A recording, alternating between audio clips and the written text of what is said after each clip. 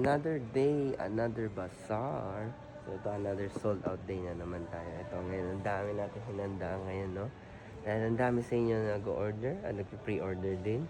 Then yung iba, I made more para sa mga gusto mag-walk-in o pick up. Kasi madalas naririnig ko sa inyo na naubusan kayo. So sorry for that. So ngayon, I bought more, I bake more para sa inyo po. Okay? Yan, kita nyo umaga-umaga. Yan, mag-a-ice pa lang po tayo. Binuksan ko na yung ilaw para maganda-ganda din. Yan. So, ito yung mga behind the scenes. Kapag hindi pa bukas ang mall, kita mo naman sarado pa po yung mga ilaw nila. Ayun, sarado pa. Close pa po yung mall. Wala pa pong 8 o'clock.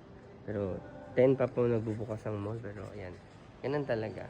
May sipag, may tiyaga, di ba? Sipag, tiyaga lang tayo. So, yan. Ayan, karami yan.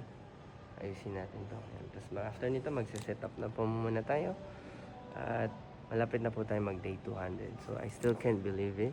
Imagine mo, nagsimula lang day 1. Naalala ko yung mga day 20, day 10. Nasa Glorieta rin ako nun, pero nasa baba po ako nun eh. And then, nag-voice over pa ako minsan. Tapos minsan naman po, ini-edit ko. Iba-ibang style. I'm trying to experiment different things. Pero kung di dahil po sa inyo, hindi tayo abot dito. So thank you so much, okay? So ngayon magse-set up po muna tayo. Bye!